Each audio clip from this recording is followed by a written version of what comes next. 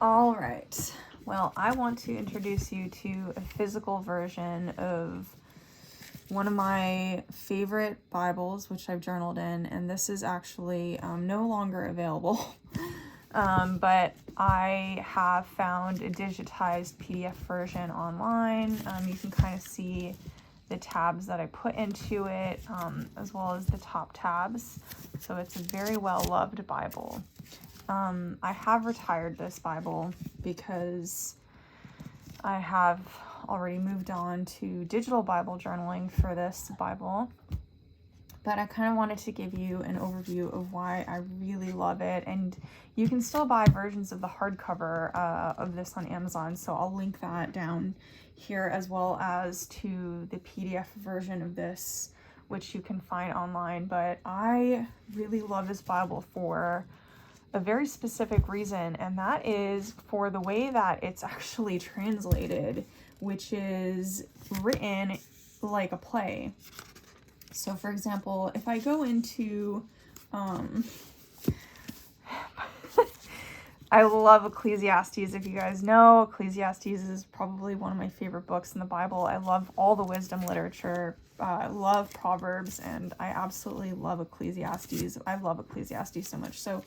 But what I love about this book is that the Voice Bible specifically, is that it breaks things down into play formats. So for example, if I go to Song of Songs, you can kind of see how it's written here. So you have, let me just focus here so you can see, hopefully, young women of Jerusalem, her, like him, her, it breaks it down like an actual play, which is just so cool. Or if I move into like Daniel, for example, kind of breaking it down, Nebuchadnezzar, wise men, Nebuchadnezzar. So it reads like literally like a play. Or if I go into the Gospels,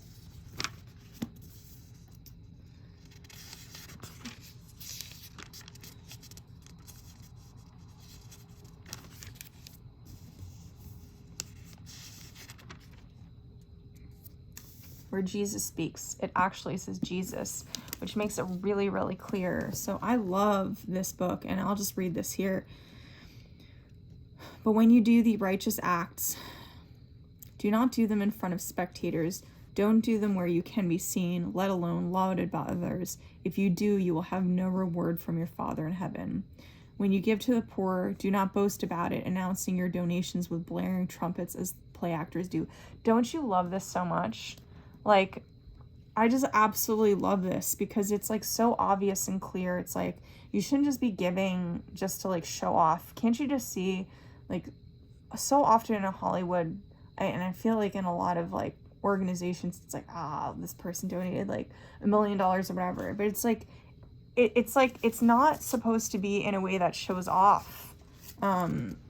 It's I know that Andrew Tate has a lot of slack, gets a lot of slack, but he just donated a bunch of money recently and kind of like talked about it as if we should be proud that he donated a bunch of money. It's like, why do you have to put that out there? And because right here in the Bible, it's saying, when you give to the poor, do not boast about it, announcing your donations with blaring trumpets as the play actors do. I mean, yeah, you clearly should not be boasting about it. And let me just grab my, because I have a digital version of this as well. So let me just go to that.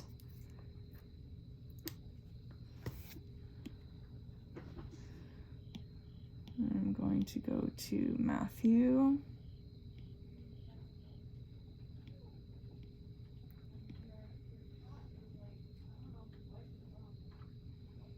I'm just going to go to 6.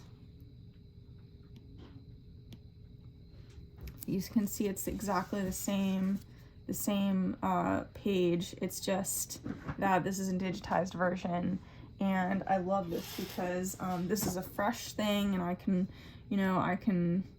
play with it as much as I want and then just clear the page, or just throw in a bunch of images or pictures, and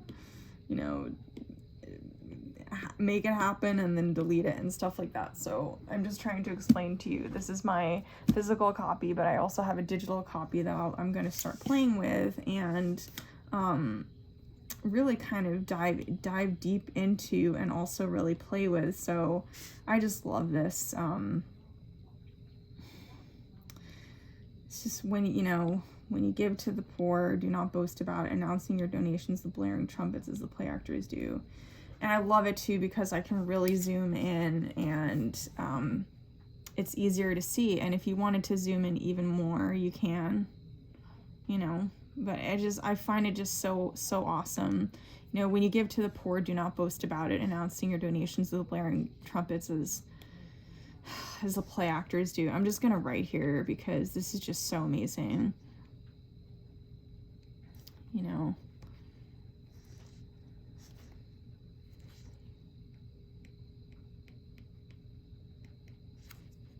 I'm just gonna erase this because it's just too thick. So as you can see, this is something I love about digital Bible journaling. Just write this here.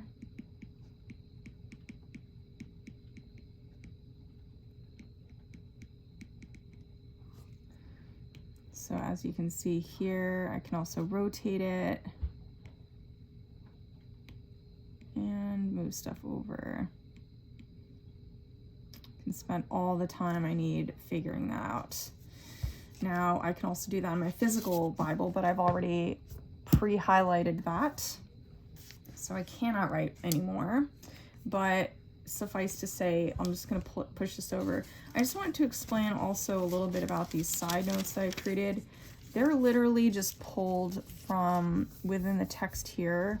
What I do is I take a sticky note, I put it on the side here, and then I'll write a comment about each page. So like this side will reference to this part of the verse, and then on this side it'll be in reference to something on this page. And the way that I kind of did this Bible here was it didn't really have a color-coded system or anything like that. What I did was just kind of tried to create a variety of colors that felt aesthetically pleasing. So there was no color-coded system here, but what I will say about something that I typically really outline, such as this, is like those are really important verses for me that I want to pull out and really talk about, and often those are the things that go into these side notes. And I even like put all my, I love to like, really get in there, and I never find that I have enough space to write these notes, which is another reason why I'm really adopting digital journaling, because if I want to add another page in there, for example, I can. So I can duplicate this page, for example, and then I can change the template to just something. If I just change it to portrait, I can just literally change it to something blank. Apply, change. And there I have it. I'm just gonna clear this page. And there I have it. So if I go into my flow of my notes, it's literally right there. And I can write as much as I want, and it's right there. I realize, this isn't a perfect system, and I do feel like I would love to develop my own app.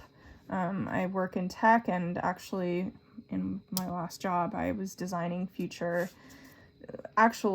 tablets for Google, which I really enjoyed doing, and did a lot of deep dives into journaling apps. And as a journal Bibling freak, not only for the Bible, but journaling in general, but particularly for digitized Bibles, I just feel like there needs to be something out there that is really for people who are as intense as I am. And, though there is like some bare bones stuff out there, I'm just really not finding anything that really speaks to the art Bibling freaks like me. This doesn't even showcase some of the art that I would love to see in some of my journals, but anyway, that is a review of the Voice Bible, and thanks very much for watching. I so appreciate it if you could like and subscribe. it would mean the world to me. And in the meantime, I'll see you next time. Thanks. Bye.